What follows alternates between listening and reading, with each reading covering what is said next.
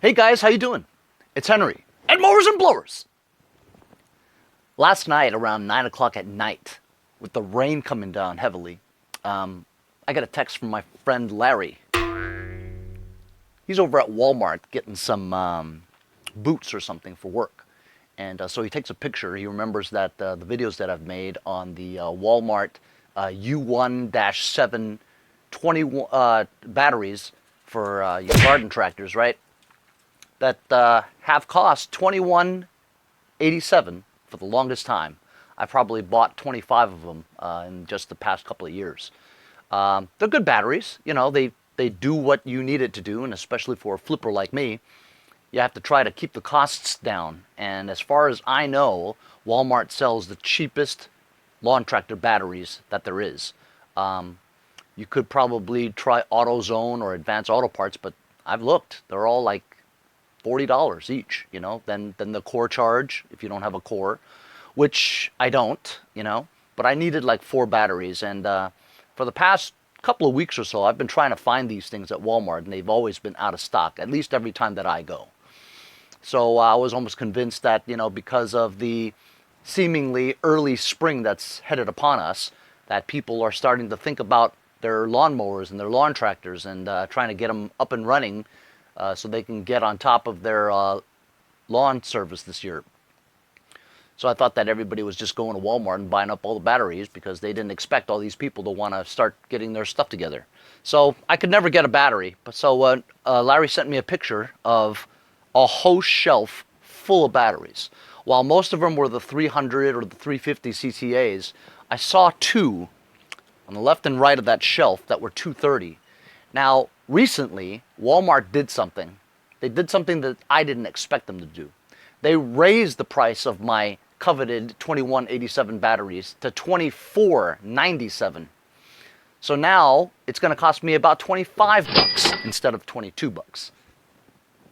I'm okay with that, I guess. It's a $3 increase in prices, you know.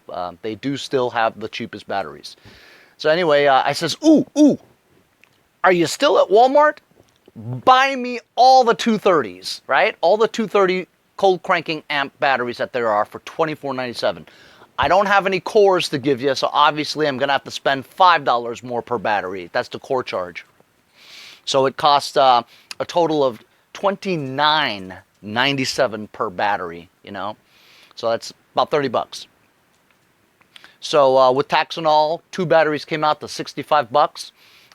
He bought 2 for me, all that there was over there for 230 amps, and I really appreciate Larry doing that for me. He's a good friend. You know, when he's somewhere, he thinks about me. He knows that I need them. Asked me if I wanted to. And you ready for this? On his way home from Walmart, he drops it off at my house. But there's always an ulterior motive. What does he need? He needs the MTD rear bracket for the bagger system on my MTD/Cub Cadet yellow lawn tractor. While I have the bagging system for it too, it came with it, right? It's trashed. Both chutes are just like cracked and duct taped and loose and wobbly, you know. And also one of the mesh bags are trashed, just shredded to bits. And if you guys know which one I'm talking about, the mesh bag with the metal square frame, while the metal square frame is fine, just the bag is trash. So I didn't have any idea about where I'm going to go, you know, replace all that stuff. The only good thing about the entire system is the bracket itself on the tractor. So he needs that because he found a 2 baggers, the whole system. He found the whole system minus the bracket. So he needed it. What could I do? He does stuff for me. I got to do stuff for him, right? It's not like I can really put it together right now anyway, right? So while he brought these over to me, as you can see, group size U1 230 cold cranking amps, March of 2020. Brand new batteries. 25 bucks now. I'll still buy them. And he also brought me this Husqvarna bagger. Good condition. I've got like 5 or 6 lawn tractor push mowers in the back that need baggers, and this will probably fit on one of them. If not, I could always sell it or hold on to it until I do get one that fits this. So, what was I just saying? Oh, so middle of the night, like 9:30, 10.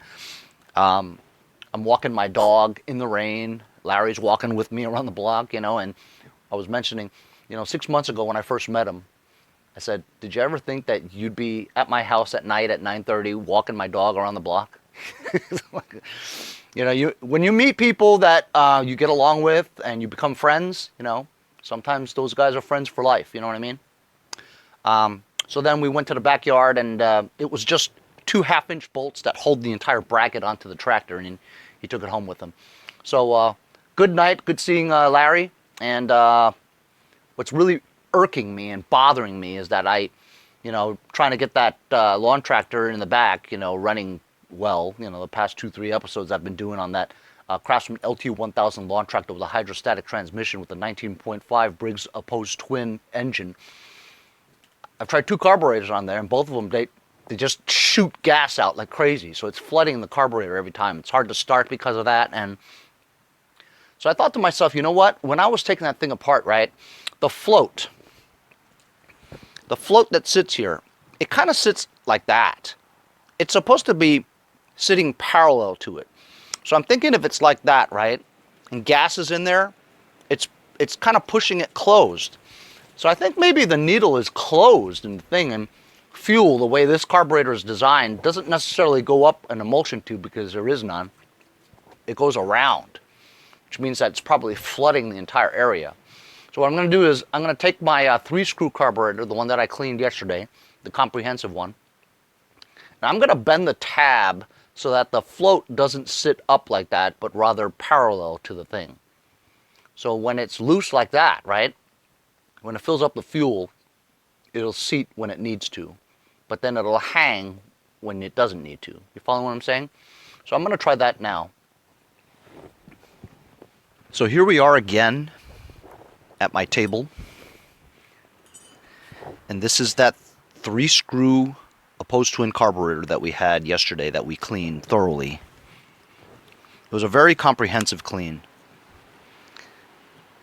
I'm just going to remove the top again. These are Torx screws.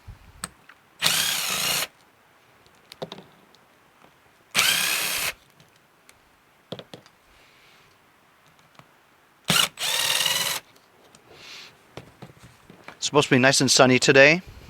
It's a little windy, and right now it's about 8:30 in the morning, but it's still kind of chilly right now. But it should reach about 50 today. So what I was talking about is this. On, I'm trying to think here. On Tecumseh carburetors for lawn mowers, right, it actually droops down a little bit more. There's a tool that you use to put right there to measure. But if you do it enough, you'll know. But anyway, as you can see the line here? It's not exactly parallel. It almost sticks up a little bit more like that. You know what I mean? And I think that might be the issue, is that no matter what, it's pushing down on the seat and it's closed. So if it's closed, as you can see, there's no emulsion tube, right? Fuel shoots upward. And if this canal is closed, right, it's not going to be able to do that. So basically what we're going to do is we're going to pull this pin out. We're going to pull this pin out, see?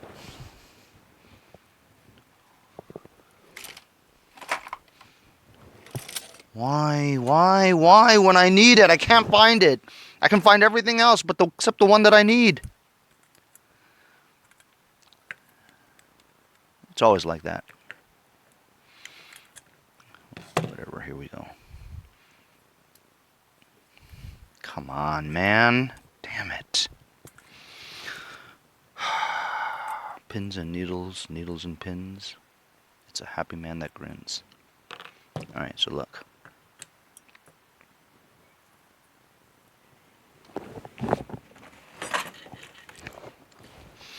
So it's the needle, I'm sorry, is a rubber tip. It is in good condition. It's smooth, it's not gummy on the side. And it's this tab over here. What I want to do is, I want to bend this tab in a little bit, or down. So it gives it a little bit more slack, if you will, distance between the bowl and the needle. So that when you do turn it like that, and it goes in, it's not popping it up, you know? So I gotta push it in a little.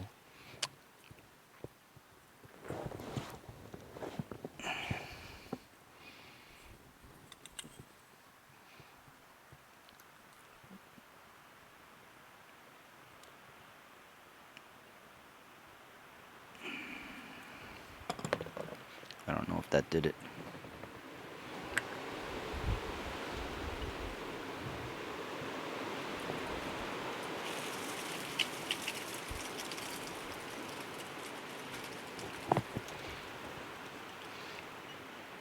And this could be the reason why so much fuel is coming out.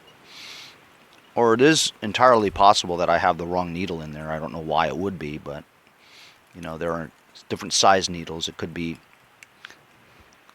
Okay, so you see what I'm saying? It's still not parallel.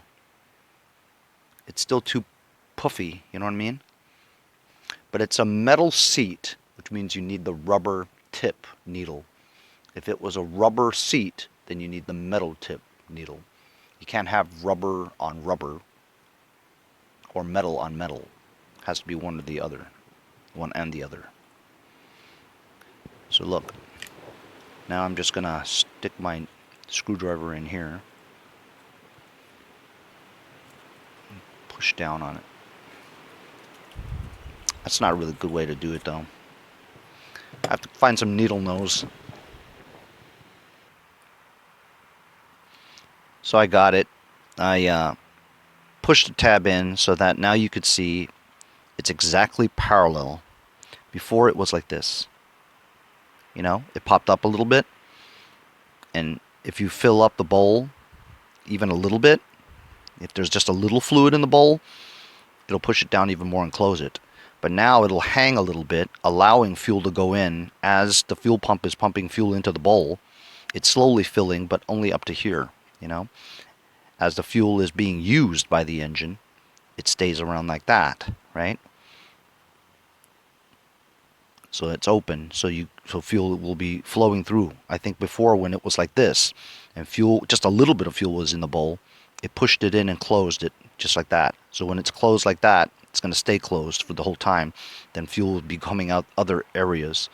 I think the same problem is with that other, the carburetor that's on the tractor right now. It leaks out of the hole of the 4-screw fuel pump, and I think it's because it's also closed. So I'm going to try this. I'm going to put this back together again.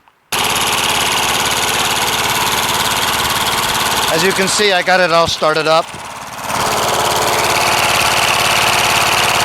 Fuel dripping out of the fuel pump. Tons of vapor coming out. Only runs on choke. When I put the choke down,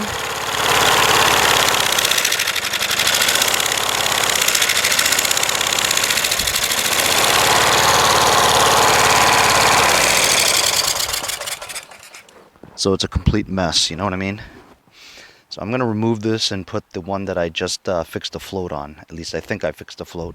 We'll give it a try. Give you a nice angle here. All you need is 5/16 Z-bend out of the last hole. 7/16 socket on the bottom. Done this a million times now, so I'm pretty good at it. One on the back.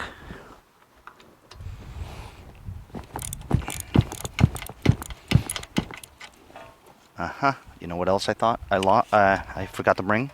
Clamp for the hoses. Otherwise it's going to drip everywhere. Let's see if we can do this without hose clamps.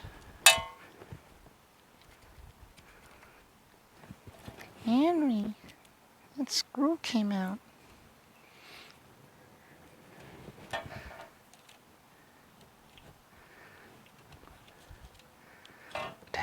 wires.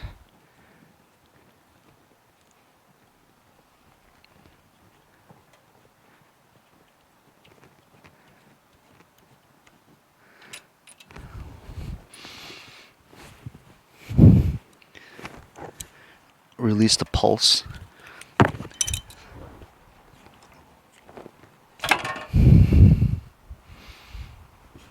Here's the tricky part. I hope I don't leak fuel everywhere, but it's not under pressure. The engine's not running, so the fuel pump's not working.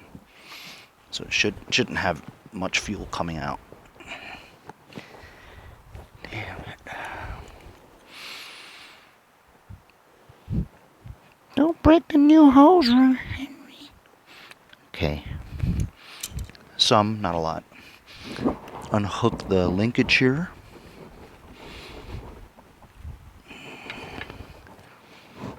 Come on, man.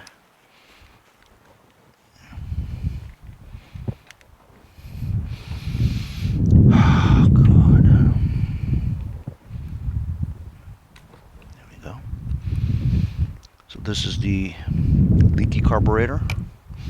Here's the new carburetor, if you will.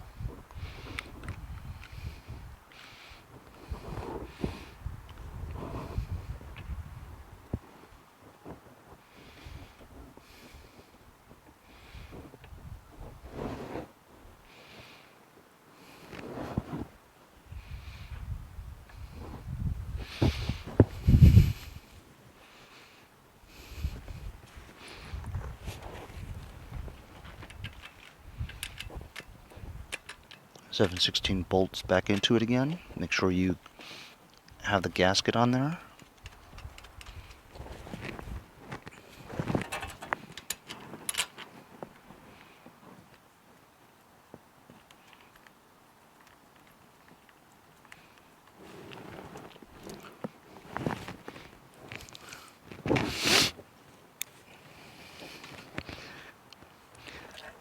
I've had just about enough of opposed twin carburetors nowadays. I've done just about enough of this. I'd like to move on to something else, but I don't feel good unless it's running, you know? I can't just leave it here not running right. Has to be done. I don't care how many episodes it takes. Obviously, you guys know I'm very persistent, you know, since it took me 14 episodes to fix that other LT1000, you know, 14 episodes, man, it's got to be my longest project ever, you know, 2 weeks for one tractor. But I did get that tractor for free. It is a 21 horsepower engine. I don't think I spent much money on it. So all in all, you know, learning experience, get a tractor for free, running. Adjust this again.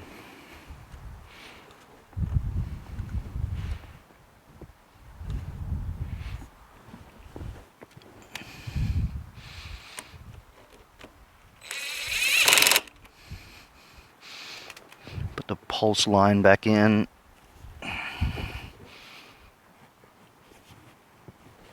The fuel line back in. Put the hose clamps back on.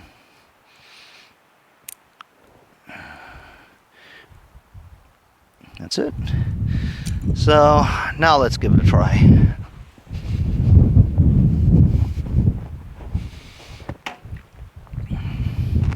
Choke, middle throttle.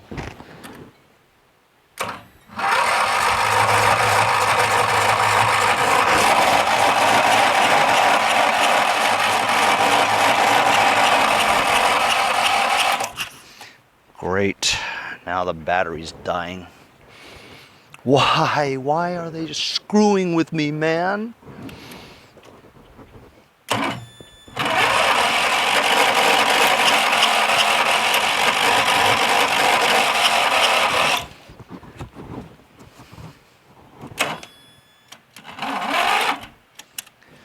Damn it. Dead battery. I wheeled this back over so I could charge it. While I'm waiting for it to charge a little bit, let me install one of my new batteries.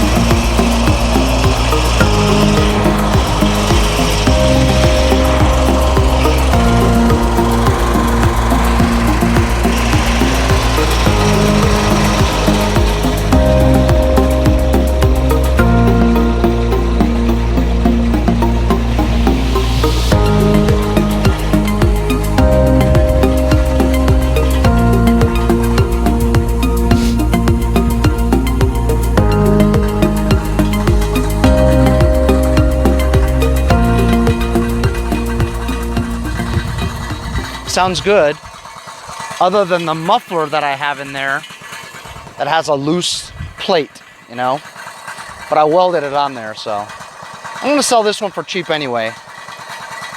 But this hasn't been running the entire winter because I took the battery out. Runs great.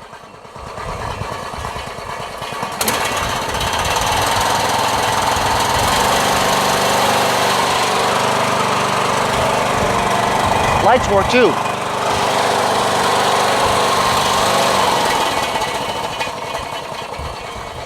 Idle's good. I sell this for like $3.75 or less. Looks nice though.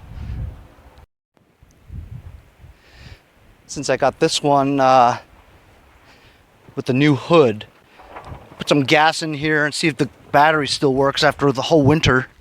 See if it starts.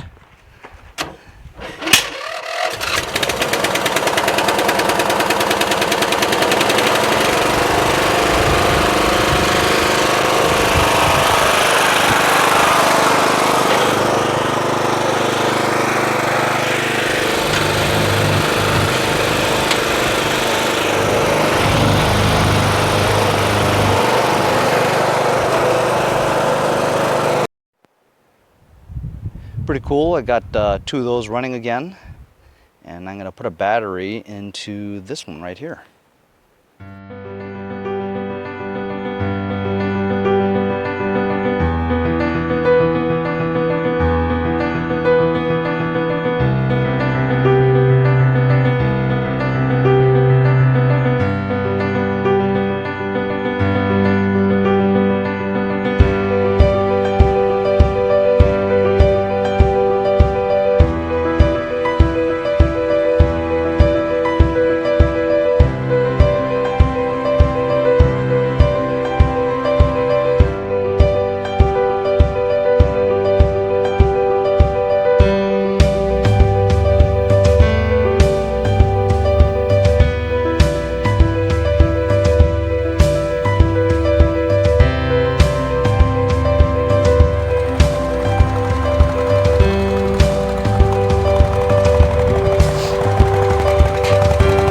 Running like a dream too.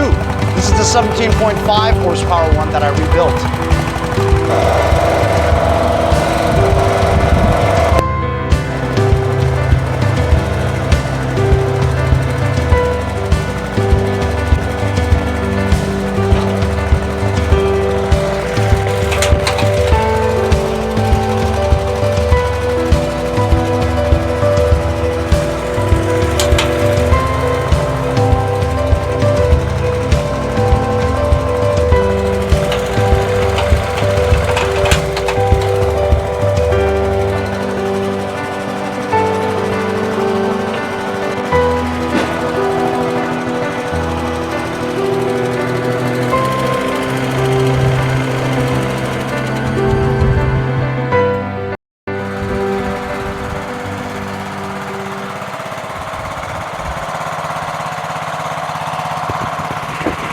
So when I put this together, I didn't notice that I actually did not have the light harness on here. And I said, wow, Henry without lights? That's unusual, you know? So I said, you know, I don't think I have a light wiring harness left. I used them all. Gotta have one for such a nice hood, right? So I remembered that there was a light harness from this MTD. Ripped it out and adapted it to fit. And we put some LED lights on there. It looks great. This thing runs fantastic too. Probably list this for $425. So I summerized, summer as in summer, summerized. Adding gas, tuning up the throttle, and taking some pictures of 3 tractors today. And let's get to that LT1000 and see whether or not the battery charged enough. More importantly is whether or not leveling the float of the carburetor did anything. Will it even start, you know?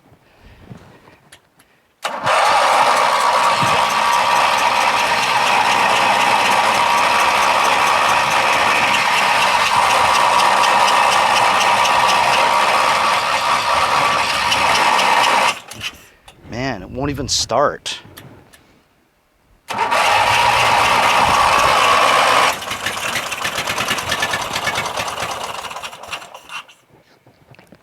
Started with, look at how much gas is there.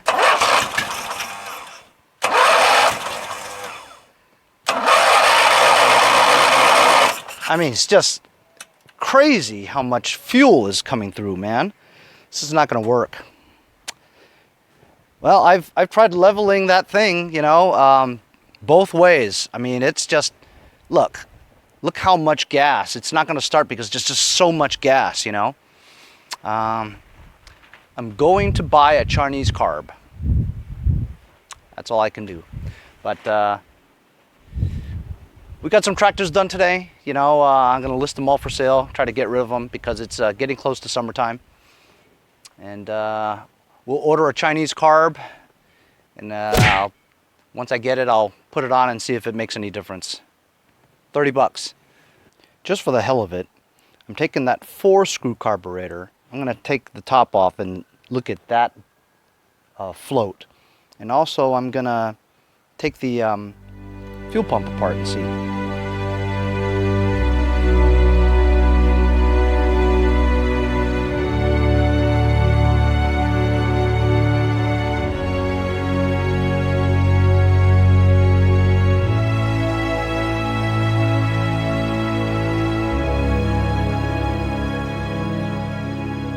Well, I took this apart, as you saw, fuel pump 2.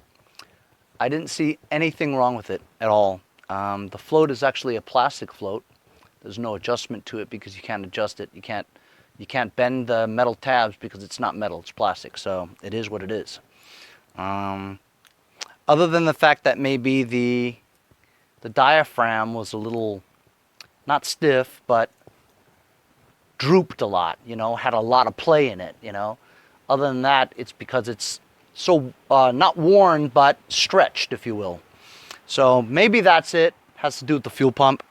I'm going to order the Chinese carb and just see what happens. You know, you can only just keep trying and troubleshooting. I'm wondering maybe if it's not the carburetor at all. That maybe it could be the heads, because I did see a video where this guy, he had the same problem that I did, where a lot of fuel came out, you know. And he just tightened the bolts on his head, which I did too, you know. But that doesn't make any sense, you know what I mean? But whatever. I'm going to try the $30 Chinese carb. You know how I hate to spend money, but it'll be interesting to test out a Chinese carburetor, you know what I mean? It would be my first opposed twin Chinese carb. I've always had the originals because that's all they had was originals, you know. It's only very recently that they started producing opposed twin carburetors. So 30 bucks is a good deal considering the OEM one was like 185 for a brand new one, you know. And even used ones were going for $60, $75. So, you know, I'll buy the Chinese carb, and this carb seems fine, and I have 2 of them. If the Chinese carb works, I'll keep one, probably this one, and I'll sell that 3-screw one on eBay, you know. I did find a new gasket for the air cleaner, but right now it's useless if it doesn't work, right? But anyway, so today I basically just got all my tractors running. Not all of them, but 3 that have been sitting idle for the entire winter. And they all started up, did some fine tuning on the adjustments. One of them surged kind of badly. So we fixed that and put lights on one of my tractors with LED lights, which is good. And I took pictures of 3 of those, so I'll list those for sale. And we'll see you guys next time on Mowers and Blowers.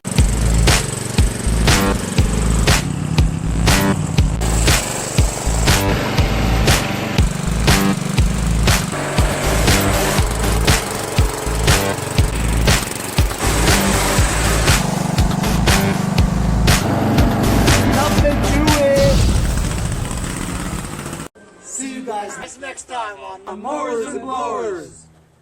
Hey guys, support my channel via sticker. Also follow me on Instagram at mowersblowers. Check out my website, mowersblowers.com. See you guys on the next project. Have a great day. See you guys next time on Mowers and Blowers.